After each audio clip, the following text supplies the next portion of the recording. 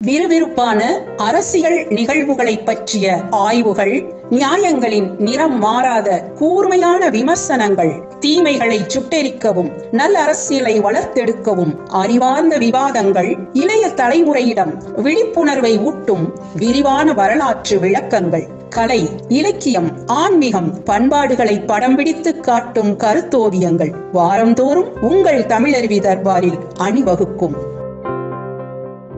என்றால் சித்தம் அழுக்கேறி விட்டால் அங்கே ஆண்டவன் இருக்க மாட்டான். இப்பொழுது நீங்கள் அந்த அர்ச்சகராக அவர் இருக்கிற நிலையில் காளி கோயிலில் அவர் அந்த காளியிடம் மனதை பறிகொடுக்கிறார்.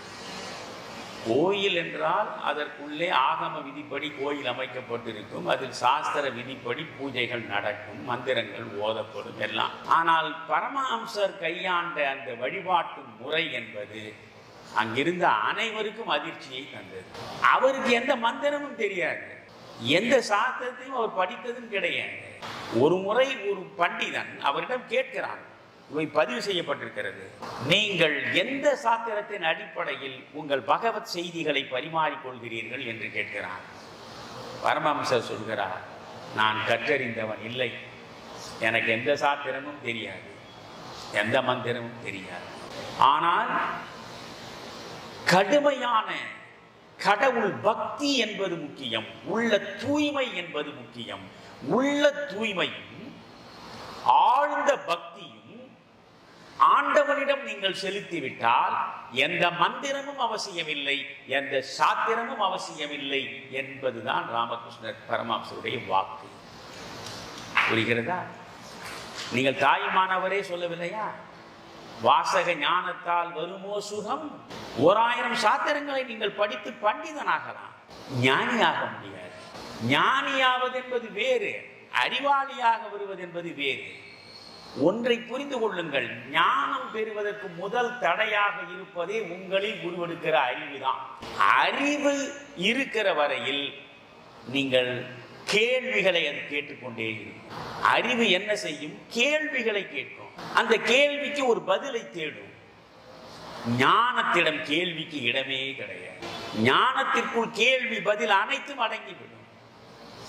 அறிவு ஒன்றை பகுத்து பகுத்து பிரித்து பிரித்து பெயரிட்டு பார்க்கும். இப்பொழுது ஒரு பூ இருக்கிறது என்று வைத்துக் கொள்ளுங்கள், இது அடிவட்டம், இது புள்ளி வட்டம், இது மகரந்த கேசரம், இது சூர்பை, இது காம்பு என்று தனித்தனியாக பீத்து பீத்து பார்ப்பதுதான் அறிவு. ஒரு பூவை தனித்தனியாக பீத்து பீத்து பார்க்கிற பொழுது அந்த பூவினுடைய உயிர்ப்பு அப்பொழுதே பறிபோய் விடுகிறது இல்லையா? அது பூரணத்துவத்தை இழந்து விடுகிறது. அறிவுக்கும் பூரணத்துவத்துக்கும் எள்மூக்கின் முனையளவும் தொடர்பு கிடையாது. எனவே தனித்தனியாக பிரித்து பார்க்கும். ஆனால் ஞானம் பிரிந்து கிடப்பதையெல்லாம் ஒன்றாக இணைத்து பார்க்கும். ஞானம்தான் பூரணத்துவத்துக்கான அடையாளம், அறிவு அல்ல. புரிகிறதா? அதனால்தான் ஔவை பாடினாள், ஒன்றாக காண்பதுவே காட்சி. தனித்தனியாக பார்ப்பதல்ல, ஒன்றாக காண வேண்டும் எல்லாவற்றையும். இந்த சமூகம் முழுவதையுமே நீங்கள் ஒன்றாக கண்டால் அங்கே ஆண் ஏது பெண் ஏது, அங்கே உயர்வேது தாழ்வேது, ஏழை பணக்காரன், அறிவாளி முட்டாள், ஆண் பெண் என்று எந்த பேதமும் இல்லாமல் ஒட்டுமொத்த சமூகமும் ஒன்றாக பார்க்கக்கூடிய அந்த காட்சி, அதுதான் ஞானம். அந்த ஞான நிலைக்கு சென்றால்தான் நீங்கள் இறை அனுபூதியை பெற முடியும். அந்த இறை அனுபூதியை பெறுவதற்கு சாத்திரமும் வேண்டாம், மந்திரங்களும் வேண்டாம் என்பதுதான் ராமகிருஷ்ண பரமஹம்சர் கோட்பாடு. அவர் காளியை எப்படி வணங்கினார்? அவர் போய் காளிக்கு பூக்களை கொண்டு தருவார்கள். காளிக்கு பூக்களை சூடுவதற்கு முன்பு இவர் தன்னுடைய மேனியில் அந்த பூக்களை எல்லாம் சூட்டி பார்ப்பார். அப்படி சூட்டி பார்த்து அது நன்றாக இருக்கிறது என்பதில் மகிழ்ச்சி கொள்வார். அதற்கு பிறகுதான் அவர் காளிக்கே அந்த பூக்களை சூடுவார். பிறகு காளியிடம் கொஞ்சுவார், காளியிடம் கெஞ்சுவார். காளியாக அவர் பார்க்கவில்லையே. நீங்கள் கடவுள் என்று நீங்கள் பார்த்தால் கடவுள், கல் என்று பார்த்தால் கல், ரெண்டும் உங்கள் பார்வையில் தான். கண்ணதாசன் ஒரு சினிமா பாட்டில் போகிற போக்கில் எவ்வளவு ஆழ்ந்த அர்த்தத்தோடு அழகாக சொல்லிவிட்டு போகிறார். கண்ணிலே அன்பிருந்தால் கல்லிலே தெய்வம். கல்லில் நீ தெய்வத்தை பார்ப்பதற்கு முதலில் உனக்கு என்ன வேண்டும்? உன் கண்ணில் அன்பு வேண்டும். இங்கே பரமஹம்சர் காளி என்கிற கல்லை பார்க்கவில்லை, காளி என்கிற மாதாவை பார்க்கிறார், தாயை பார்க்கிறார், பராசக்தியை பார்க்கிறார். இந்த உலகத்தை படைத்து காத்து பராமரிக்கக்கூடிய தாயை பார்க்கிறார், தாய்மையை பார்க்கிறார். அவள் பெற்றெடுத்த பிள்ளைகளில் ஒருவனாக தன்னை பாவிக்கிறார். பாவம் என்பதுதான் முக்கியம், பாவம் முக்கியம். கடவுளை நீங்கள் வணங்க. அதனாலதான் பாரதி இடத்தில் அழகாக சொல்வான், காவி உடை வேண்டாம். சுவாமிஜி தப்பா நினைக்க கூடாது. காவி உடை வேண்டாம், கற்றை சடை வேண்டாம், பாவித்தல் போதும் பரமநிலை எய்துதற்கே. சுவாமிஜி அணிந்து கொண்டிருக்கிறது எல்லாம் அது ஒரு அடையாளம். இந்த காவி என்பது ஒரு அடையாளம், துறவிகள் சங்கம். அது நான் இன்னொன்றும் சொல்ல விரும்புகிறேன். சொன்னால் நான் இப்பொழுது தொடங்கினால் அநேகமாக வாரியார் கந்தன் கருணை காலட்சேபம் நடத்தியதை போல பரமஹம்சருடைய வாழ்க்கை வரலாற்றை சொல்ல வேண்டியது இன்னும் எவ்வளவோ இருக்கிறது. கம்பராமாயணம், ராமாயணத்தை எழுதுவதற்கு எழுதுகோள் எடுத்த கம்பன் முதலில் என்ன எழுதுகிறான்? ஓசை பெற்று உயர் பார்க்கடல் உற்று ஒரு பூசை முற்றவும் நக்கு புக்கென ஆசை பற்றி அறையலுற்றேன் மற்ற இக்காசில் கொற்றத்து ராமன் கதையர். நான் எப்பேற்பட்ட பணியில் ஈடுபட்டு இருக்கிறேன். பார்க்கடல் முழுவதையும் ஒரு பூனை நக்கி நக்கி குடித்து விட முயற்சிப்பதை போலத்தான் நானும் ராமாயணத்தை எழுதுவதற்கான முயற்சி என்று பேசுகிறான். ஏறக்குறைய பரமஹம்சரை பற்றி பேசுவதும் பார்க்கடலை பற்றி பேசுவது பூனை நக்கி குடிக்கிற கதை தான். நான் இதை சொன்ன பொழுதே உங்களுக்கு எவ்வளவு நேரம் ஆகிருக்கு. எனவே இந்த இடத்துல சுவாமிஜியை பற்றி நான் சொல்லணும்னு சொன்னேன். புலனடக்கம் என்பது ஒன்று, துறவிகளாக வருவது என்பது சாதாரண செயல் இல்லை. நீங்கள் போலிச்சாமியாரில் வைத்துக் கொண்டு எல்லா மனிதர்களையும் யோசிக்க கூடாது. அதாவது பிரவிருத்தி என்று ஒரு வார்த்தை வடமொழியில், நிவிருத்தி என்று ஒரு வார்த்தை. பிரவிருத்தி என்ற வார்த்தைக்கும் நிவிருத்தி என்ற வார்த்தைக்கும் அவ்வளவு பெரிய இடைவெளி இருக்கிறது. இந்து சமயத்தில் 4 ஆசிரமங்கள் நம் வாழ்க்கையை நெறிப்படுத்துவதற்காக நம் முன்னோர்களால் அமைக்கப்பட்டிருக்கின்றன. பிரம்மச்சரியம், கிரகஸ்தம், வானப்பிரஸ்தம், சந்நியாசம். இல்லையா? கற்கும் பருவம் பிரம்மச்சரியம். 12 ஆண்டுகள் முழுமையாக பிரம்மச்சரிய விரதத்தை நீங்கள் ஏற்க வேண்டும். அப்பொழுதெல்லாம் குருகுலம் என்பது 12 ஆண்டுகள் கற்க வேண்டும். 7-8 வயதில் போய் சேர்ந்தால் 12 ஆண்டுகள் கற்று முடித்துதான் வர. ஆக இது முதலில் பிரம்மச்சரியம், அது கற்கும் பருவம். அதற்கு பிறகு கிரகஸ்தம், இல்லறத்தில் ஈடுபடுகிற பருவம். அதற்கு பிறகு நீங்கள் வானப்பிரஸ்தம் என்பது அகத் தூய்மை. அகத்தில் எல்லா பற்றுகளையும் அழித்து விட்ட நிலையில் தான் வானப்பிரஸ்தத்தை சந்திக்க வேண்டும். பிறகு கடைசியாக இருப்பது சந்நியாசம். அகத்திலும் புறத்திலும் உள்ள அனைத்து பற்றுகளையும் சுத்தமாக துடை தெரிந்து விடுவது. அதுதான் துறவின் உச்சம். ஒரே நாளில் நீங்கள் அந்த உச்சத்தை அடைந்து விட முடியாது. படிப்படியாகத்தான் நீங்கள் செல்ல வேண்டும். இப்போ நான் கோயிலுக்கு போனேன், பெரிய கோயிலுக்கு. பிரகதீஸ்வரரை நான் தரிசிப்பதற்கு செல்லுகிற பொழுது ஒரே பாய்ச்சலில் போய் நான் பிரகதீஸ்வரன் முன்னால் நின்று விட முடியுமா? படிப்படியாக ஏறி கொஞ்சம் கொஞ்சமாக நெருங்கி நான் இறைவனை அனுபவிக்கிறேன், இல்லையா? அது போன்றுதான் இது வாழ்வில். முதலில் பிரம்மச்சரியம், அடுத்து கிரகஸ்தம், அடுத்து வானப்பிரஸ்தம், அடுத்து சந்நியாசம் என்று படிநிலைகளில் நீங்கள் வாழ்வை அமைத்துக் கொண்டே செல்ல செல்ல உங்கள் மனம் பரிபக்குவத்தை அடைய தொடங்கும். மனம் பக்குவம் அடைவதற்குத்தான் இந்த ஆசிரமங்கள். இப்படி நீங்கள் போவதற்கு பெயர் பிரவிருத்தி. படிப்படியாக செல்வது. நிவிருத்தி என்பது என்ன? தொடக்கத்தில் இளமையிலேயே துறவு பூணுதல். அப்படி துறவு பூண்ட துறவியர் கூட்டம் தான் ராமகிருஷ்ண மிஷனில் இருக்கக்கூடிய அத்தனை துறவிமார்கள். அதற்கு புலன் அடக்கம் தேவை. புரிகிறதா? எனவே தொடக்கத்திலேயே கொஞ்சம் கொஞ்சமாக பக்குவப்படுவது என்பதல்ல, தொடக்கத்திலேயே இந்த புலன் உணர்வுகளை, புலன் சார்ந்த இன்பங்களை முற்றாக நான் துறந்து விடுகிறேன். எதற்காக துறக்கிறேன்?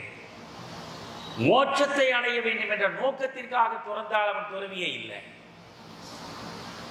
எதற்காக துறக்கிறேன்? தொண்டு செய்வதற்காக, மக்களுக்கு தொண்டு செய்வதற்காகத்தான் இந்த துறவு கோலமே. நீங்கள் ஒரு குடும்பம் நடத்தினால் உங்களுடைய பற்று முழுவதும், பாசம் முழுவதும் உங்கள் மனைவி மீதும் உங்கள் மக்கள் மீதும் தான் சுற்றி சுற்றி வரும், இல்லையா? ஆனால் எந்த விதமான பற்றுக்கும் இடமில்லாத முற்றும் துறந்த முனிவனாக மாறிவிட்டால் அவனுடைய நோக்கம் எதுவாக இருக்கும்? சேவை என்பதுதான். அதனால்தான் இந்தியனாக பிறந்த ஒவ்வொருவனுக்கும் 2 லட்சியங்கள் இருக்க வேண்டும் என்று விவேகானந்தர் சொன்னார். என்ன அந்த 2 லட்சியம்? ஒன்று தொண்டு, இன்னொன்று துறவு. தொண்டு செய்வதுதான் உனக்கான லட்சியம். தன் பெண்டு, தன் பிள்ளை, சோறு, வீடு, சம்பாத்தியம், தான் உண்டு நான் உண்டு என்று வாழ்வதல்ல வாழ்க்கை. சக மனிதனை சிந்தித்து சக மனிதனுக்காக வாழ்வதற்கு பெயர் தான் வாழ்க்கை. தொண்டு செய்ய வேண்டும், துறவு கொள்ள வேண்டும் என்பது. எதை துறப்பது? சுயநலத்தை துறப்பது. நீங்கள் சுயநலத்தை துறந்தால்தான் பொதுநல சிறகு பூட்டியே பறக்க முடியும். பொதுநலம் என்கிற கோபுரத்திற்குள்ளே நீங்கள் நுழைய முடியாமல் தடுப்பது எது? சுயநலம். அதை விவேகானந்தர் மிக அழகாக சொல்வார். சுயநலம்தான் பாவ மண்டபத்தின் முதல் படி என்பார். நீங்கள் பாவ மண்டபத்தில் நுழைகிற பொழுது முதல் படியாக இருப்பதே சுயநலம்தான். சுயநலத்தை முற்றாக துறப்பது. எனவே அவர் தாயோடு இணைந்து விடுகிறார். தாயை பார்க்கிறார். அந்த தாயை அவர் கொஞ்சுகிறார். அந்த தாயிடம் அவர் கெஞ்சுகிறார். அந்த தாய்க்கு அவர் அமுதூட்டுகிறார். நைவேத்திய பொருளை எடுத்து அம்மா சாப்பிடு சாப்பிடு என்று கொடுக்கிறார். பிறகு என்னை சாப்பிட சொல்கிறாயா, நான் கொஞ்சம் சாப்பிடட்டுமா என்று அந்த நைவேத்தியத்தில் அவர் கொஞ்சம் எடுத்து வாயிலை போட்டுக் கொள்கிறார். அந்த காளி மாதாவினுடைய புடவை முந்தானையை பிடித்து கொண்டு சுற்றி சுற்றி வருகிறார், ஆடுகிறார், பாடுகிறார். காளி மாதாவுக்கென்று அமைக்கப்பட்ட மஞ்சத்தில் அவர் போய் படுத்துக் கொள்கிறார். அது தாயின் மடியில் குழந்தை படுப்பதான பாவனை. இதையெல்லாம் மற்றவர்கள் பார்க்கிற பொழுது இது என்ன, இது ஒரு பித்து நிலையில் இருக்கிறான், இவன் பைத்தியமாக கருதுகிறார்கள். அது மட்டுமல்ல, திடீரென்று காணாமல் போய்விடுவார். நள்ளிரவு நேரத்தில் அவர் எங்கே இருக்கிறார் என்று யாராலும் கண்டுபிடிக்க முடியாது. அவருடைய உறவினன் ஹிருதயன் என்று பெயர், அவருடைய அத்தையினுடைய பேரன். அந்த ஹிருதயனும் இவரோடு இருக்கிறான். இவர் பக்கத்தில் தான் அவன் உறங்குகிறான். நள்ளிரவில் பார்த்தால் இவரை காண முடியும். இவர் எங்கே இருக்கிறார், எங்கே போனார் என்று கண்டறிவதற்காக பின்தொடர்ந்து பார்க்கிறான். அந்த கோயிலுக்கு அந்த பக்கத்தில் பஞ்சவடி என்ற ஒரு இடம், அடர்ந்த காடு. பகலிலேயே சூரிய கதிர்கள் ஊடுருவ முடியாத அளவுக்கு அடர்ந்த காடு. இவர் காணாமற் போகிற நேரம் நள்ளிரவு. நள்ளிரவில் அடர்ந்த காட்டில் உள்ளே சென்று பரமாம்சரை காணவில்லை. அதுவரை செல்கிறான். ஆனால் உள்ளே பின்தொடர அவன் அச்சப்படுகிறான். அதனால் அங்கேயே நின்று விடுகிறான். என்ன செய்கிறார் என்று தெரியவில்லை. 3-4 முறை அவன் போய் பார்த்து திரும்புகிறான். பிறகு அவரிடமே கேட்கிறான். அவர் வருகிற பொழுது இவன் ஒரு முறை பார்க்கிறான். அவர் எந்த நிலையில் இருக்கிறார் பொழுது பரமம் சென்றால் ஆடை முழுவதையும் அகற்றி பூநூலை எடுத்தெறிந்து அவர் நிற்பதை அவன் பார்க்கிறான். ஆடையை அகற்றி விட்டீர்கள், பூநூலை அகற்றி விட்டீர்கள், ஏன் இப்படியெல்லாம் செய்கிறீர்கள் என்று கேட்கிற பொழுது பரமம்சர் சொல்கிறார், உலகத்தின் பந்த பாசங்கள் அனைத்துக்குமான அடையாளம் இந்த ஆடை.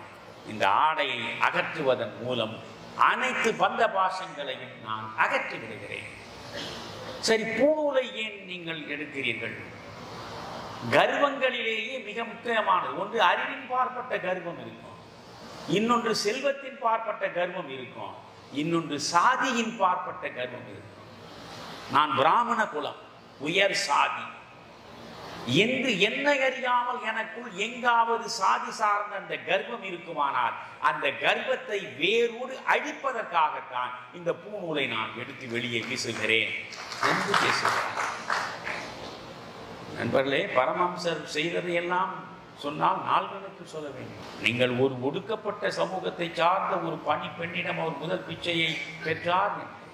யாரும் அறியாமல் நள்ளிரவில் அவர் அங்கிருந்து காணாமல் போடுவார். எங்கே செல்வார் என்றால் பக்கத்தில் இருக்கக்கூடிய சேரிக்கு செல்லுவார்.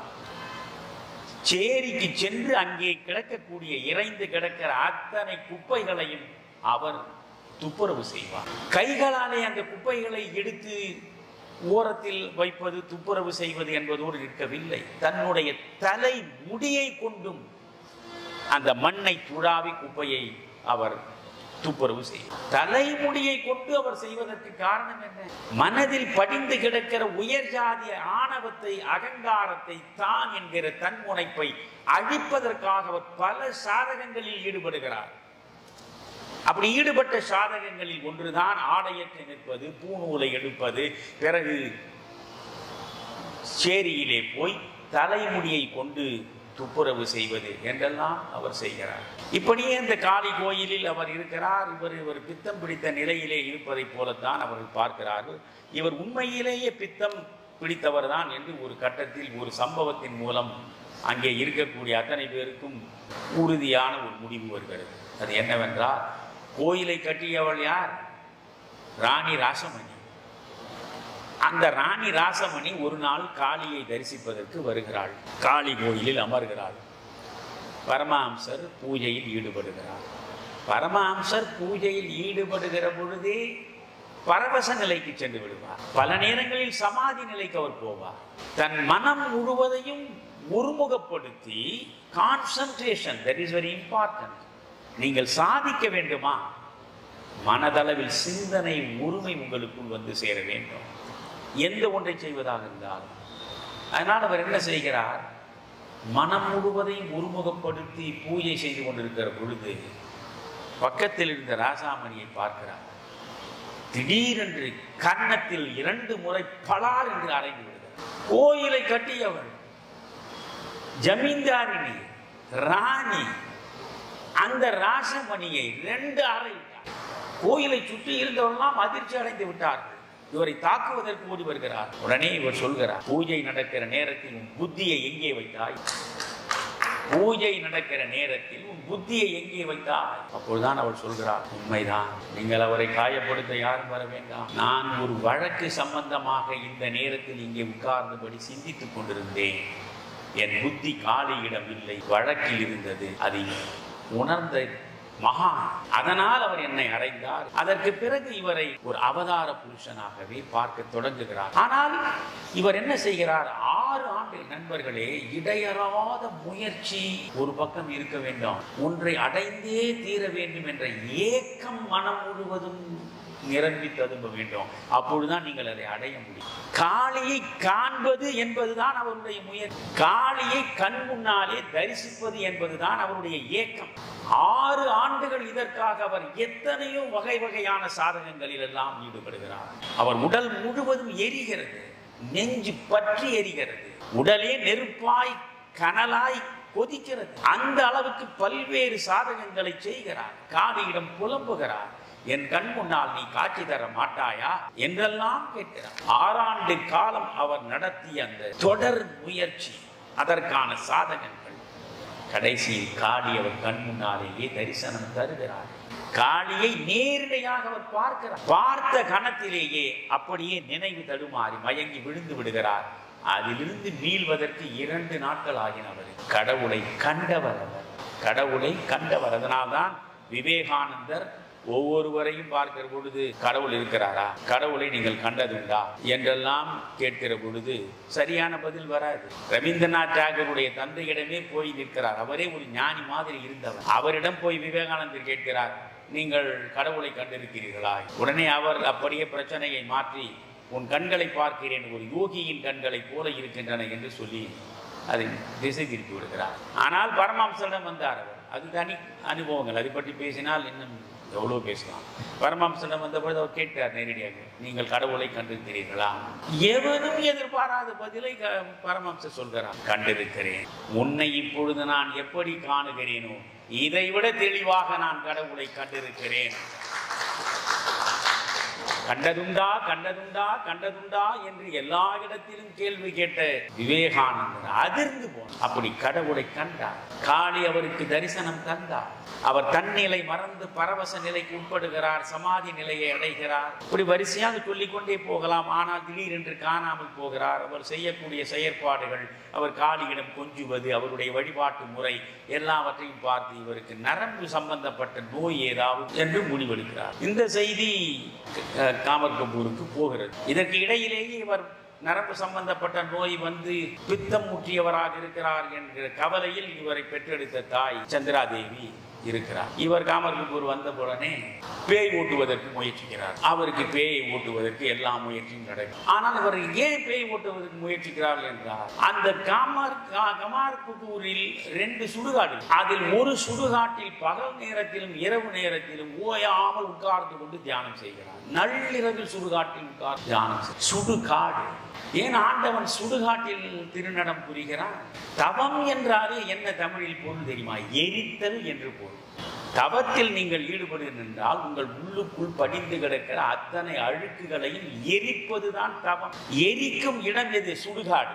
அதனால் தான் சிவன் சுடுகாட்டில் உங்களுக்கு நடம் பயில்கிறான். நீங்கள் சிவனை சேர வேண்டும் என்றால் உங்களுக்குள் இருக்கக்கூடிய அத்தனை அழுக்குகளையும் எரித்து விட வேண்டும். தன்னை அறியாமல் தனக்குள் படிந்து கிடக்கக்கூடிய அழுக்கு எங்காவது இருக்கிறதா என்று தேடி தேடி பார்த்து அந்த அழுக்கை எரிக்கிற முயற்சியில் அவர் சுடுகாட்டில் இருக்கு. இதையெல்லாம் பார்த்து இவர்களுக்கு பைத்தியம் என்ற ஒரு முடிவுக்கு வரத்தான் முடிகிறது. பிறகு ஆழ்ந்து யோசிக்கிற பொழுது ஒரு திருமணம் செய்து வைத்தால் இவன் தெளிவடைந்து விடுவான் என்று நினைக்கிறார். அவர் பெண் பார்க்கும் பாடலும் நடக்கிறது. வங்காளத்தில் அப்பொழுதைய மரபு என்ன என்றால், மணமகன் மணமகளுக்கு வரதட்சணை கொடுக்க வேண்டும். வரதட்சணை கொடுக்கக்கூடிய அளவுக்கு வசதியான குடும்பம் இல்லை இது. அதனால் என்ன செய்வது என்று பார்க்கிறார்கள், தேடி தேடி பார்க்கிறார்கள். உரிய பெண் கிடைக்கவில்லை. திடீரென்று தாய்க்கு பக்கத்தில் உட்கார்ந்து கொண்டிருக்கிற பரமஹம்சர் ஒரு பரவச நிலைக்கு உட்பட்டு அவராக பேசுகிறார். இங்கு மங்குமாக சென்று அலையாதீர்கள், ஜெயராம்பாடிக்கு செல்லுங்கள். ராமச்சந்திர முகர்ஜி என்று ஒருவர் அங்கே இருப்பார், அவருக்கு ஒரு பெண் இருக்கிறார், அவளை போய் கேளுங்கள், அவர் இசைவார், அவள் தான் எனக்கு மனைவி ஆவாள் என்கிறார். ஏதோ இந்த மனிதன் ஒரு பரவசப்பட்ட நிலையில் பித்து பிடித்த நிலையில் உலர்கிறான் என்றுதான் நினைக்கிறார். சரி, எதற்கும் போய் பார்க்கலாமே என்று போய் ஜெயராம்பாடியில் பார்த்தால் ராமச்சந்திர முகர்ஜி இருக்கிறார். ராமச்சந்திர முகர்ஜிக்கு ஒரு பெண் இருக்கிறார். ஆனால் அந்த பெண்ணுக்கு வயது 5. அப்போது இவருக்கு வயது 23. இதைத்தான் அன்னை சந்திராதேவி மிகப்பெரிய தடையாக யோசிக்கிறார். 5 வயது சின்னஞ்சிறு குழந்தையை இவன் மணக்க வேண்டும் என்று சொல்லுகிறானே, வேறு வழி இல்லை. அவர்களும் இந்த வரதட்சணையை எதிர்பார்க்க. பிறகு சாரதை பரமஹம்சருடைய கரத்தை பற்றுகிறார். 23 வயது, சாரதைக்கு 5 வயது, குழந்தை பருவம். ஆனால் இருவருக்கும் இடையே அன்று தொடங்கி இறுதி நாள் வரை, தான் கண்மூடுகிற பரமஹம்சர் கண்மூடுகிற கடைசி நாள் வரை அவர்களுக்குள் இருந்த உறவை பற்றி பேசுவது என்றால் மெய் சிலிர்த்து. நீங்கள் பாரதி ஒரு இடத்தில் சொல்கிறான், ஒவ்வொருவருக்கும் மண்ணில் மனிதராக பிறந்தவர்களுக்கு 4 கடமைகள் இருக்கின்றன என்று. அவற்றை அப்படியே நீங்கள் பரமஹம்சரோடு பொருத்தி பார்க்கலாம். 4 கடமைகள் ஒவ்வொருவருக்கும் இருக்கிறது. நீங்கள் இந்த 4 கடமைகளை ஒழுங்காக செய்தால் நீங்களும் பரமஹம்சராகலாம். முதல் கடமை என்ன? தன்னை கட்டுதல். தொடக்கமே என்ன? தன்னை கட்டுதல், புலன் அடக்கம். 5 பொறிகளையும் அடக்கி ஆள வேண்டும். புரிகிறதா? தன்னை கட்டி ஆண்டால் தான் இந்த மண்ணை கட்டி ஆள்வதற்கே முதலில் உங்களுக்கு தகுதி உண்டு. உலகத்தையே தன்னுடைய கால்களில் பந்து போல் உருட்டி விளையாட வேண்டும் என்று நினைத்தவன் அலெக்சாண்டர். ஆனால் அந்த அலெக்சாண்டருடைய கிரேக்கத்தில் இருந்த மிகப்பெரிய ஞானி தான் டயோஜெனிஸ். டயோஜெனிஸ் பல நேரங்களில் ஆடையற்றே உலவுவார். பரமஹம்சர் மாதிரி அந்த டயோஜெனிஸ் மக்களால் ஆராதிக்கப்படுகிறார். ஒரு முறை டயோஜெனிஸும் அலெக்சாண்டரும் போகிற பொழுது அத்தனை பேரும் டயோஜெனிஸை வணங்குகிறார்கள். அலெக்சாண்டரை பொருட்படுத்தவே, உலகத்தையே தன்னுடைய வாழ்முனையில் வென்றவன் நான், எனக்கு கிடைக்காத கௌரவம் மரியாதை இந்த பரதேசிக்கு கிடைக்கிறதே. அவன் யோசித்து பார்த்தான். யோசித்து கேட்கிறான், டயோஜெனிஸ், இது என்ன விசித்திரம்? என்னை வணங்க மறுப்பவர்கள் உன்னை மட்டும் வணங்குகிறார்கள், எனக்கு மரியாதை தர மறுப்பவர்கள் உனக்கு மரியாதை தருகிறார்களே, இதற்கு என்ன காரணம்? டயோஜெனிஸ் சிரித்துக் கொண்டே சொன்னான், நீ மண்ணை வென்றவன், நான் என்னை வென்றவன். மண்ணை வெல்வது பெரிதல்ல, தன்னை வெல்வதுதான் பெரிது. விவேக சூடாமணியில் இந்த 5 பொறிகள் என்ன பாடுபடுத்தும், அந்த ஒரு பொறி இருந்தாலே ஒவ்வொன்றும் என்ன பாடாகும், 5 பொறிகளும் சேர்ந்தால் என்ன பாடுபடுத்தும் மனிதனை என்பதை எல்லாம் சொன்னால் நேரம் அதிகமாகும். விவேக சூடாமணி மிக அழகாக சொல்வார். அதனால இந்த 5 பொறிகளை கட்டி ஆள்வது மிக முக்கியமான புலனட. தன்னை கட்டுதல். அடுத்து பாருங்க, பாரதி சொல்றான், பிறர் துயர் தீர்த்தல். எதுக்கு நீ பிறந்த? பிறர் துயர் தீர்த்தல். சரி, ஒருவனுடைய பிரச்சனை, இந்த பிரச்சனையை தீர்த்து விட்டாய், அதோடு முடிந்ததா? அடுத்து பிறர் நலன் வேண்டுதல். பிறர் துயர் தீர்த்தலோடு நிற்கக்கூடாது, பிறர் நலனுக்காக வேண்ட வேண்டும். புரியுதா? தன்னை கட்டுதல், பிறர் துயர் தீர்த்தல், பிறர் நலன் வேண்டுதல். விநாயக தேவனாய், வேலுடை குமரனாய், நாராயணனாய், நதிச்சடை முடியனாய், பெறநாட்டிருப்போர் பெயர் பல கூறி அல்லா யெகோவா எனத்துழு தன்புறும் தேவரும் தானாய், திருமகள் பாரதி உமையனும் தேவியர் உகந்தவான் பொருளாய், உலகெல்லாம் ஒருவனை போற்றுதல். அங்க ஒரு கடவுளை விடலாம், எல்லா கடவுளையும் அந்த பட்டியலை கொண்டு வந்துட்டான். இந்த கடவுளை போற்றுவது, கடவுள் பக்தி கொள்வது இது 4வது கடமை. இந்த 4 கடமை பரமஹம்சரை நீங்க பாருங்க. பரமஹம்சருடைய புகழ்பெற்ற வாக்கியமே என்ன? மதங்கள் பல, வழிகளும் பல. மதங்கள் பல, வழிகளும் பல. நீங்கள் அவர் ஒரு இஸ்லாமிய இஸ்லாம் சமயத்தில் இருக்கக்கூடிய சாரங்களை அறிந்து கொள்வதற்காக தன்னையே இஸ்லாமியராக அவர் பாவித்துக் கொண்டு அதற்காக அவர் சாதகத்தை மேற்கொள்கிறார். இஸ்லாமியராகவே வேடம் புனைகிறார். ஆடை அணிவதிலிருந்து இஸ்லாமியராக மாறுகிறார். அவர் இஸ்லாம் மார்க்கத்தில் தன்னை ஈடுபடுத்திக் கொண்ட பொழுது இந்து கோவிலின் பக்கமே திரும்ப இஸ்லாமியருடைய மார்க்கத்தினுடைய திருமறையை முறையாக படி அதில் தன்னை முழுவதுமாக ஈடுபடுத்தி அதன் சாரத்தை அறிகிறார். பிறகு கிறிஸ்துவ சமயத்தை தன்னை ஈடுபடுத்திக் கொள்கிறார். பைபிளை வாசிக்கிறார். தன்னை ஒரு கிறிஸ்துவனாகவே பாவிக்கிறார். இப்படி ஒவ்வொரு சமயத்திற்குள்ளேயும் அந்த சமயத்திற்குள்ளேயே முழுவதுமாக மூழ்கி அதன் சாரம் முழுவதையும் எடுத்து பார்க்கிற பொழுதுதான் அவருக்கு தெரிகிறது. வேதம் கொண்டு சொல்கிறது அல்லவா, ஆதி வேதம் ரிக்வேதம் ஏகம் சத் விப்ரா பகுதா வதந்தி. உலகத்தில் படைக்கப்பட்ட முதல் நூல் ரிக்வேதம் தான். இந்த ரிக்வேதம் சொல்லக்கூடிய முழு உண்மை எது? ஏகம் சத் விப்ரா பகுதா வதந்தி. உண்மை ஒன்றுதான், அது பல வடிவங்களில் பார்க்கப்படுகிறது. உண்மை என்பது எது? கடவுள். கடவுள் வேறு, உண்மை வேறு அல்ல. அதனால்தான் காந்தி சொன்னார், ட்ரூத் இஸ் காட் என்றார். உண்மைதான் கடவுள். அந்த உண்மை பலரால் பல வடிவங்களில் பார்க்கப்படுகிறது. எனவே எல்லா சமயங்களுமே பரம்பொருளை நோக்கித்தான் செல்கின்றன, பரம்பொருளுக்குத்தான் வழியை காட்டுகின்றன.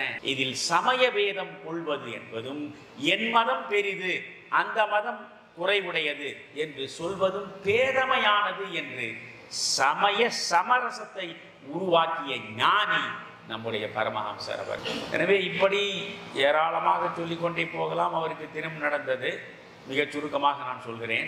திருமணம் நடந்தது. அந்த பெண் பிள்ளைக்கு 5 வயது, இவருக்கு 23 வயது. இவருக்கு இதில் நாட்டம் இல்லை. புலன் நுகர்வில் அவருக்கு நாட்டமே இல்லை. அந்த குழந்தையாக இருக்கக்கூடிய அந்த சாரதைக்கே இவர் 1.5 ஆண்டு காலம் இவர் கமர்பூரில் இருக்கிறார். அந்த 1.5 ஆண்டு காலம் இங்கும் ஜெயராம் பாடிக்குமாக போய் வருகிறார்.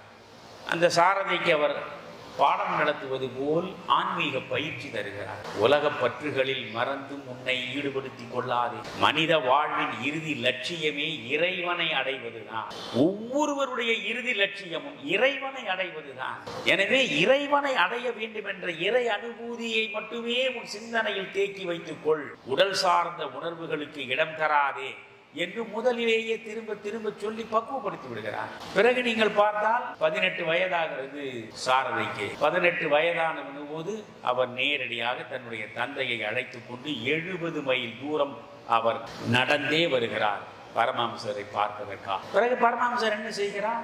இந்த இடத்தையெல்லாம் நீங்கள் சும்மா பரமஹம்சர் படத்தை பார்த்து விட்டு கையெடுத்து கும்பிட்டால் போதாது. மனைவி அவர். இவர் பிரம்மச்சரிய விரதத்தில் முழுமையாக இருப்பவர். தன்னை தேடி வந்து விட்டால் மனைவி தன்னோடு வாழ்வதற்கு வந்திருக்கிறார். உடனே அவர் கேட்கிறார், என்னிடம் நீ வந்திருக்கிறாய், மகிழ்ச்சி. உன்னிடம் நான் கேட்கிறேன் ஒரு கேள்வி. என்னிடம் நீ எதை எதிர் கணவன் என்ற முறையில் நான் செய்ய வேண்டிய கடமை உண்டு, அதை நான் அறிவேன். என்னிடம் நீ எதை எதிர்பார்க்கிறாய் என்றவர் கேட்டார். நீ எதிர்பார்ப்பது எதுவோ அதை நீ சொன்னால் நான் நிறைவேற்றுகிறேன் என்றும் சொல்கிறார். சாரதை சொன்னார், உடல் இன்பத்திற்காக உங்களை நோக்கி நான் வரவில்லை. நீங்கள் நடத்தக்கூடிய அந்த பரமார்த்திக பயணத்தில் உங்களோடு சேர்ந்து உங்களுக்கு உதவியாக தொண்டு செய்வதற்குத்தான் நான் வந்திருக்கிறேன் என்று சொன்னார். அதை விட அழகே, ஒரு முறை அவருக்கு பணிவிடை செய்து கொண்டிருக்கிறார் சாரதை. இவர் திடீரென்று பரமஹம்சர் கேட்கிறார்,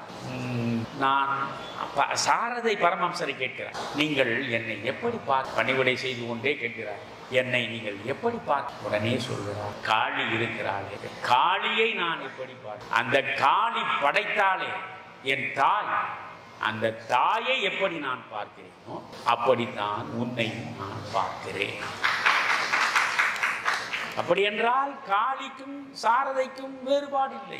காளியும் என் தாய், என்னை பெற்றவளும் என் தாய், எனக்கு உற்றவளாக வந்து சேர்ந்த நீயும் என் தாய். பெண்ணை தெய்வ நிலையில் வைத்து போற்ற வேண்டும் என்பது ராமகிருஷ்ண பரமஹம்சர் கொடுத்த மிக முக்கியமான செய்தி. தெய்வ நிலையில் பெண்ணை நீங்கள் போற்ற வேண்டும். பரமஹம்சருடைய சீடர்களில் முக்கியமானவராக ஒருவர் இருந்தார், துரியானந்தர் என்று பெயர்.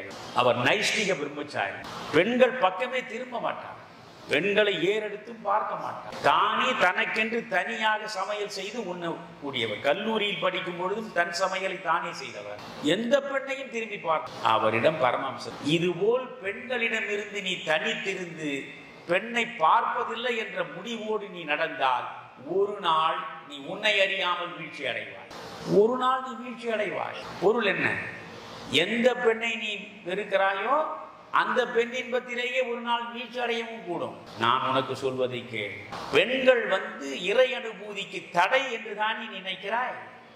நானே சொல்லி இருக்கிறேன், காமம் காஞ்சனம் இரண்டும் இறை அனுபூதிக்கு தடை என்று. நான் இப்பொழுது உனக்கு சொல்கிறேன், இந்த பெண்களை நீ எப்படி பார்க்க வேண்டும் தெரியுமா? தாயாக, தெய்வமாக. உலகத்தில் உள்ள எந்த பெண்ணை நீ ஏறெடுத்து பார்த்தாலும் அந்த பெண்ணின் வடிவத்தில் தெய்வத்தை பார். அந்த பெண்ணின் வடிவத்தில் உன் தாயை பார். அந்த பெண்ணின் வடிவத்தில் உன் சகோதரியை பார். அந்த பெண்ணின் வடிவத்தில் உன் மகளை பார். அதனால்தான் விவேகானந்தருடைய முதல் சிஷ்யை நிவேதிதா தேவி பாரதியாருக்கு அருளுரை வழங்கும் பொழுதும் அவர் சொல்கிறார், உன் மனைவியே ஆகின காமத்தோடு அவளை நோக்காதே. ஆக ஒரு பெண்ணை தெய்வமாக போற்ற வேண்டும் என்பதுதான் பரமஹம்சர் இந்த மண்ணுக்கு சொல்லிக் கொடுத்தது. பரமஹம்சர் ஏற்றுக்கொண்ட முதல் குருவும் பெண்மணிதான்.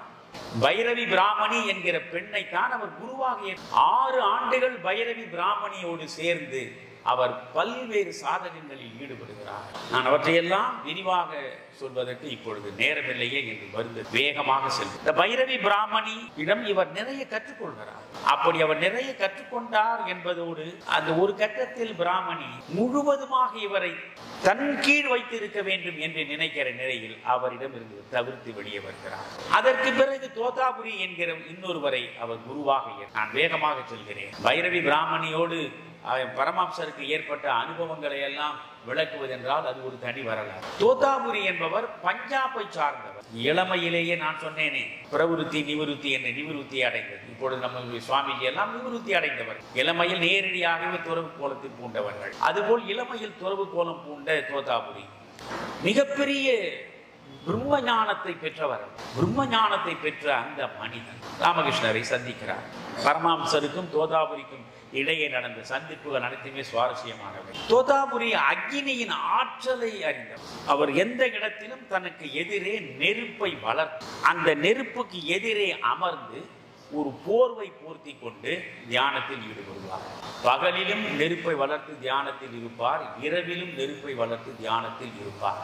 தோதாபுரியோடு ஒரு நாள் நம்முடைய பரமஹம்சர் பேசிக் கொண்டிருக்கிறார். தோதாபுரிக்கென்று உடைமை பொருள்கள் என்னவென்றால் கையில் ஒரு கமண்டலம், பித்தளையாலான கமண்டலம். இந்த நெருப்பு வைக்கிறாரே, இந்த நெருப்பிலிருந்து நெருப்பு துண்டங்களை எடுப்பதற்கான ஒரு இடுக்கி, அவர் அமர்வதற்கு ஒரு தோல் ஆசனம், இவைதான் அவருக்கான சொத்து. ஒரு கமண்டலம், ஒரு இடுக்கி, ஒரு தோல் ஆசனம், ஒரு போர்வை, இவைதான் அவருடைய சொத்து. அவரோடு பரமஹம்சர் பேசிக் கொண்டிருக்கிறார். அப்பொழுது பரமஹம்சரிடம் பலர் சந்தேகங்களை கேட்டு விளக்கம் பெறுவார்கள். இப்பொழுது பரமஹம்சர் தன்னுடைய சந்தேகத்தை தோதாபுரியிடம் கேட்டார். பைரவிய பிராமணி அவருடைய முதல் குரு. நீங்கள் பெண்ணுக்கு எவ்வளவு முக்கியத்துவம் என்று பாருங்கள். பரமஹம்சர் வாழ்க்கை வரலாற்றில் பரமஹம்சருடைய முதல் குரு பெண். பரமஹம்சருடைய முதல் சீடர் அவருடைய மனைவி சாரதை தான் முதல் சீடர் பெண். இப்பொழுது இவர் தோதாபுரியிடம் தன்னுடைய சந்தேகத்தை கேட்கிறார். நீங்கள் ஏன் ஒவ்வொரு நாளும் தியானம் செய்கிறீர்கள்? எப்பொழுதும் தியானத்திலே இருக்கிறீர்கள். விவேகானந்தர் ஒரு இடத்தில் மிக அழகாக சொல்வார், உன்னுடைய இறை அனுபூதி சார்ந்த கதவுகள் அனைத்தும் திறந்து கொள்ள வேண்டும் என்றால் அதற்கான ஒரே கருவி தியானம் ஒன்றுதான். 2 தான் முக்கியம் நண்பர்களே. தியானமும் பிரார்த்தனையும் தான் இறைவனிடம் நம்மை கொண்டு போய் சேர்ப்பதற்கான சாதனங்கள். ஒரு பக்கம் தியானம், இன்னொரு பக்கம் பிரார்த்தனை. இப்பொழுது இவர் சொல்கிறார், ஒவ்வொரு நாளும் நீங்கள் ஏன் தியானம் செய்கிறீர்கள்? அப்பொழுது தோதாபுரி தன்னுடைய கமண்டலத்தை எடுத்து காட்டுகிறார். இந்த கமண்டலத்தை பார்த்தீங்களா, இது பித்தளையால் ஆனது. எவ்வளவு பளிச்சிட்டு பளீர் என்று காட்சி தருகிறது. காரணம் என்ன? ஒவ்வொரு நாளும் துலக்குகிறேன். இல்லை என்றால் பித்தளையில் களிம்பு பட்டுவிடும். பித்தளையில் களிம்பு ஏறினால் பித்தளை கருகிவிடும். அதனால் அன்றாடம் பித்தளையை துலக்க வேண்டியவனாக இருக்கிறேன். பித்தளையில் களிம்பு ஏறாமல் இருப்பதற்கு எப்படி என் கமண்டலத்தை அன்றாடம் துலக்குகிறேனோ அதுபோல் என் மனதுக்குள்ளே அசுத்தம் வந்து சேராமல் இருப்பதற்காக, அழுக்கு வந்து அடையாமல் இருப்பதற்காக அன்றாடம் தியானத்தில் நான் ஈடுபட்டு அவற்றை களைகிறேன். உடனே பரமஹம்சர் சொல்கிறார், அப்படியா, பித்தளையில் தானே களிம்பு சேரும்? ஆமா. பொன் பாத்திரம் இருந்தால் அது அன்றாடம் துலக்க வேண்டிய அவசியம் இல்லையே. பொன்னாலான பாத்திரம் நீங்கள் பொற்கெண்ணம் வைத்திருப்பீர்கள், அன்றாடம் பொன்னை துலக்குகிறீர்கள். துலக்க மறந்து விட்டால் பொன் கருகி விடுமா? எப்படி கேட்கிறார்கள் பரமா? பொற்பாத்திரத்துக்கு அன்றாடம் துலக்க வேண்டியது இல்லையே. தோத்தாபுரி அப்பொழுதே யோசிக்கிறார், இவன் பொற்பாத்திரம், இவனிடம் உள்ளத்திற்குள்ளே எந்த கரையும் இல்லை, எந்த களங்கமும் இல்லை, அதனால் அதை துடைக்க வேண்டிய அவசியமும் இல்லை. ஏற்கனவே பரநிலையை எய்துவிட்ட மனிதன், பிரம்மத்தை அடைந்து விட்ட மனிதன் நேரடியாக பிரம்மமாக காட்சி அளிப்பவர். பரமஹம்சரை புரிந்து கொள்கிறார். இன்னொரு மிக முக்கியமானது, மிக சுவையானது.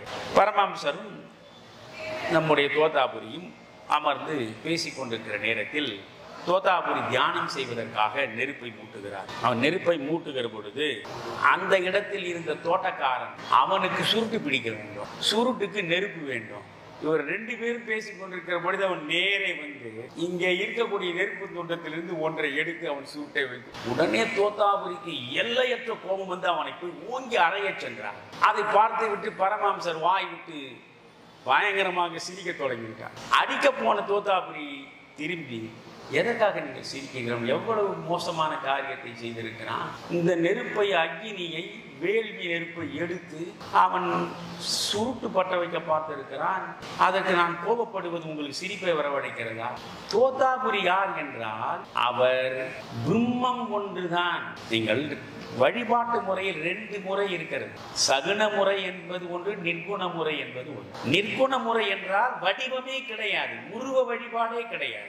நேரடியாக பிரம்மத்தை மனதிலே வைத்து பிரம்மத்தோடு இணைவதுதான். அதற்கு ஞானத்தை பெற வேண்டும். சகுன வழிபாடு என்றால் பல்வேறு வடிவங்களில் நாம் தெய்வங்களை வடிவமைத்து வணங்குகிறோம் அல்லவா, அதுதான். பரமஹம்சர் இரண்டு வழிபாடுகளிலும் ஈடுபட்டார். அவர் நிர்குண வழிபாட்டிலும் ஈடுபடுவார், சகுன வழிபாட்டிலும் ஈடுபடுவார். ஆனால் தோத்தாபுரி சகுன வழிபாட்டை ஏற்றுக்கொள்பவர் இல்லை. அவர் நிர்குணமானவன், பரம். அவனுக்கு பிறப்பு கிடையாது, இறப்பு கிடையாது, அவனுக்கு தோற்றம் கிடையாது, அவனுக்கு முடிவு கிடையாது. அவன் பிரம்மம். அவனால் படைக்கப்பட்ட இந்த உலகம் பிரம்மம். இந்த உலகத்தில் உள்ள ஒவ்வொரு பொருளும் பிரம்மம் என்று பரமஹம்சருக்கு அப்பொழுது சந்திக்கிற போது பாடம் நடத்தியிருக்கிறார். ஒரு சிரித்தார். நீங்கள் ஏன் சிரித்தீர்கள்? இல்லை, நீங்கள் தானே சொல்லி இருக்கிறீர்கள் எல்லாமே பிரம்மம். இந்த நெருப்பும் பிரம்மம். இந்த நெருப்பை எடுத்து சுருட்டு பற்ற வைத்தானே அவனும் பிரம்மம். பிரம்மம் பிரம்மத்தோடு சேரும் போது உங்களுக்கு என்ன பிரச்சனை என்றார். ஒன்றும் சொல்ல முடியவில்லை தோத்தாபுரியார். அப்படி தோத்தாபுரியோடு அவருக்கு நேர்ந்த அனுபவங்கள் இப்படி வரிசையாக சொல்லிக்கொண்டே போகலாம். இப்படி பல சீடர்களை உருவாக்கினார். விவேகானந்தரை அவர் உருவாக்குவதற்கும் விவேகானந்தரை செதுக்குவதற்கும் அவர் ஏற்றுக்கொண்ட சிரமங்கள் எல்லாம் தனி கதை. கடவுள் நம்பிக்கை இல்லாமல், ஏனென்றால் அவர் பிரம்மஞான சபையிலே இருந்தவர். பிரம்மஞான சபையில் இருந்தவர் பிரம்மத்தை பார்த்து ஏற்றவர்களை தவிர வடிவங்களை வழிபடுவதை ஏற்காதவர். இந்த கேசவ சந்திர சென் என்கிற மிகப்பெரிய ஞானியின் ஈர்க்கப்பட்டவர் விவேகானந்தர். அவரை அந்த இடத்திலே இருந்து தன் பக்கம் இழுத்து கடவுளை வணங்கக்கூடிய மனிதனாக மாற. நீங்கள் உருவ வழிபாடே செய்யாத அவர் ஒருமுறை, அது பெரிய கதை. அவர் குடும்பம் தந்தை விஸ்வநாதர் மறைவுக்கு பிறகு வறுமையில் வாடுகிறார். கல்வியை கூட தொடர முடியாத நிலையில் ஏராளமான துன்பங்களை அனுபவிக்கிறார் விவேகானந்தர். ஒரு நாள் பரமஹம்சர் வந்து கண்ணீர் விட்டு அழுகிறார். காளியிடம், இதை சொல்லி நான் முடிக்கிறேன் நிறைவா, காளியிடம் நீங்கள் எனக்காக போய் பிரார்த்தனை செய்யுங்கள். என் குடும்பம் வறுமையில் வாடு, என்னை பெற்றெடுத்த தாய் பசியில் துடிக்கிறது, அதை பார்க்க சகிக்கும். எனவே இந்த பிரச்சனைகளிலிருந்து என் குடும்பம் விடுபட வேண்டும் என்பதற்கு எனக்காக காளியிடம் போய் பிரார்த்தனை நான் செய்ய மாட்டேன். வேண்டும் என்றால் நீ போய் காளியிடம் பிரார்த்தனை, உனக்கு வேண்டியதை நீ போய் கேள் என்று சொன்ன. சரி என்று இதுவரையில் உருவ வழிபாட்டை பொம்மையை வைத்து வழிபடுவதா என்று கேலி பேசியவர் விவேகானந்தர். இப்பொழுது முதல் முறையாக அந்த காளி சன்னிதானத்திலே போய் நிற்கிறார். காளியை பார்க்க நீண்ட நேரம் பார்த்தார். பிறகு பரமஹம்சரிடம் வந்து நிற்கிறார். பரமஹம்சர் கேட்கிறார், என்ன மகனே, உன் குறைகள் அனைத்தையும் காளியிடம் சொன்னாயா? ஒன்றும் சொல்லவில்லை. சொல்ல மறந்திருந்தால் மீண்டும் ஒரு முறை முயன்று பார் போய் மறுபடியும் போனார். காளியிடம் போய் நின்றார். கண்ணீர் மல்க மறுபடியும் பரமஹம்சரிடம், என்ன மகனே, இப்பொழுதாவது கேட்டாயா? ஒன்றும் கேட்டது. சரி, மூன்றாவது முறையும் போய் நின்றுப்பா. மூன்றாவது முறையும் போய் நின்றார். இறை அனுபூதி சார்ந்த உணர்வுகளை தவிர தனக்கு இது வேண்டும் என்று கேட்கக்கூடிய எண்ணம் எந்த நிலையிலும் காளியின் முன்னால் விவேகானந்தருக்கு எழவே இல்லை. நண்பர்களே, உங்களுக்கு நான் சொல்லி இத்தோடு முடிக்கிறேன். காளியிடம் தனக்கென்று பரமஹம்சர் எந்த நாளும் எதையும் கேட்டதில்லை. பிரார்த்தனையின் நோக்கம் என்பது என்ன? ஒன்று, இறைவனை நெருங்குவதற்கு தியானத்தில் ஈடுபட வேண்டும். இன்னொன்று, அந்த இறைவனின் புகழ் பாட வேண்டும், இறைவனை பிரார்த்தனை செய்ய வேண்டும். அன்றாடம் முடிந்தால் தியானத்தில் ஈடுபடுங்கள், முடிந்தால் அன்றாடம் பிரார்த்தனையில் இருங்கள். இதுதான் விவேகானந்தர் உங்களுக்கு வகுத்து கொடுத்த வழி. இங்கே விவேகானந்தர் பரமஹம்சர் வகுத்து கொடுத்த வழி. விவேகானந்தர் தன் குறையை நீ சொல் என்ற பொழுது முடியாது என்று மறுத்து விடுகிறார். இத்தனைக்கு தன்னுடைய மகனை விட அதிகமாக நேசித்தவர் விவேகானந்தரை நெஞ்சத்தில் வைத்து பரமஹம்சர். பற்றற்றவராக விளங்கிய அந்த பரமஹம்சருக்கே விவேகானந்தரிடம் ஒரு பற்று இருந்தது. நீங்கள் வள்ளுவனை படித்தால், பற்றுக பற்றற்றான் பற்றினை, அப்பற்றை பற்றுக பற்று விடற்கு என்றான். உலகில் உள்ள எல்லா பற்றுகளையும் நீ விட்டுவிட வேண்டும் என்றால் பற்றுகளே இல்லாத ஆண்டவன் மீது மட்டும் பற்றுவை என்கிறான். ஆக இங்கேயும் ஒரு இடத்தில் நீ பற்று வைத்தாக வேண்டும். எல்லா பற்றுகளையும் உதறிவிட்ட பரமஹம்சர் விவேகானந்தரிடம் பற்று வைத்தார். தன்னுடைய கடைசி தருணத்தில் அவருக்கு தொண்டை புண் வந்தது. அது கடைசி காலகட்டத்தில் அவர் அடைந்த துயரங்களை எல்லாம் சொல்வதற்கு நேரமில்லை. காசிப்பூரில் நடந்த அந்த விவகாரங்கள் அப்பொழுது அவர் வலியால் துடிக்கிறார். அவர் துடிப்பதை பார்த்து அவருடைய சீடர்கள் அனைவரும் கலங்குகிறார். இவர் நம்மை விட்டு பிரிந்து விடுவாரோ, மண்ணை விட்டு மறைந்து விடுவாரோ என்று ஒவ்வொருவருக்குள்ளேயும் கலக்கம் எழுகிறது. அப்பொழுது ஒருவர் பரமஹம்சரிடம் சொல்கிறார், தயவு செய்து உங்கள் காளியிடம் பிரார்த்தனை செய்து இந்த தொண்டை புண் ஆற வேண்டும் என்று நீங்கள் கேட்டால் காளி உடனே செய்வார். நீங்கள் கேளு, எனக்கென்று ஒருபோதும் எதையும் நான் கேட்க மாட்டேன். கேட்க நீங்கள் பிரார்த்தனை, உண்மையான பிரார்த்தனை எது? நீங்கள் எடுக்கக்கூடிய பிச்சை எது? இதற்கு பாரதி கொடுத்த விளக்கம் எது? அதை சொல்லி முடிக்கும். பாரதி பிள்ளையாரிடம் போய் நிற்கிறான். பிள்ளையாரிடம் நின்று பாரதி பேசுகிறான். பேசா பொருளை பேச நான் துணிந்தேன். இதுவரை எவன் முன்னிடம் வந்து பேசி இருக்க மாட்டான். அவனவன் பிரச்சனையை தான் உன் காதில் கொண்டு வந்து கொட்டி இருப்பான். பேசா பொருளை பேச நான் துணிந்தேன், கேட்கா வரத்தை கேட்க நான் எவனும் கேட்காத வரத்தை இப்பொழுது நான் கேட்கப் போகிறேன். பாடலை பாருங்கள். பேசா பொருளை பேச நான் துணிந்தேன், கேட்கா வரத்தை கேட்க நான் துணிந்தேன். மண் மீதுள்ள மக்கள், பறவைகள், விலங்குகள், பூச்சிகள் யாவும் என் வினையால் இடும்பை தீர்ந்து இன்பமுற்று அன்புடன் இணங்கி வாழ்ந்திடவே செய்தல் வேண்டும் தேவதேவா.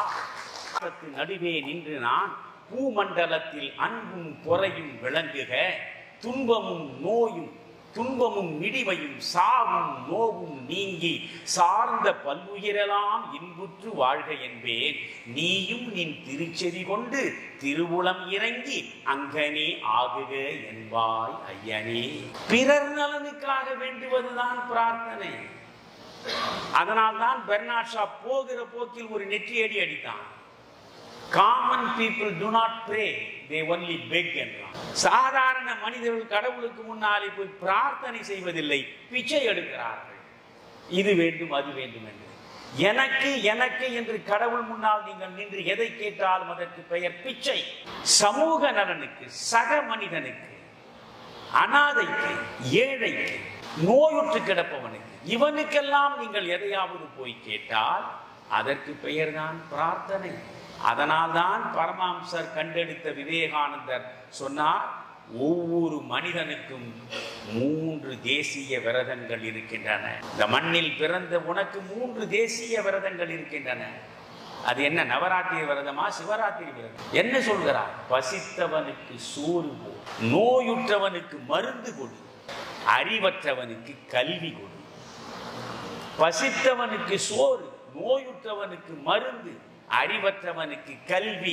இந்த 3ஐயும் சக மனிதனுக்கு கொடுப்பதற்காகத்தான் இந்த மண்ணில் நாம் வந்து சேர்ந்திருக்கிறோம். இதுதான் பரமஹம்சர் கொடுத்த ஒரு மிகப்பெரிய அம்சம்.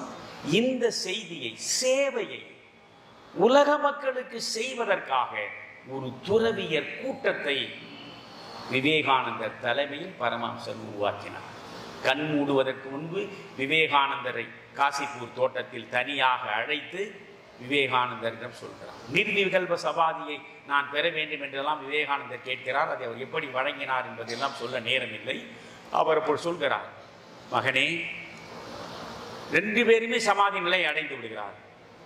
சமாதி நிலையில் நீண்ட நேரம் இருந்த பிறகு தன்னுணர்வு பெற்று பரமஹம்சர் விவேகானந்தரிடம் சொல்கிறார், மகனே, இதுவரையில் நான் சாதகங்களின் மூலமாக பெற்றதெல்லாம் இன்றைக்கு உன்னிடம் மொத்தமாக கொடுத்து விட்டேன். இப்பொழுது நான் ஏதுமற்ற பக்கிரியாக உன் முன்னாலே நிற்கிறேன். அனைத்தையும் கொடுத்து விட்டேன். நான் இருக்கும் பொழுதே துறவியர் கூட்டத்தை உருவாக்கினேன். நீ அந்த துறவியர் கூட்டத்தை பெருகச் செய்ய வேண்டும். அன்பையும் சேவையையும் அடித்தளமாக கொண்டு நற்பணி ஆற்றுகின்ற தன்னலமற்ற துறவியர் கூட்டம் உலகம் முழுவதும் உருப்பெற வேண்டும். அதற்கு நீ தலைமை ஏற்க வேண்டும் என்பதுதான் பரமஹம்சர் கொடுத்த கடைசி செய்தி.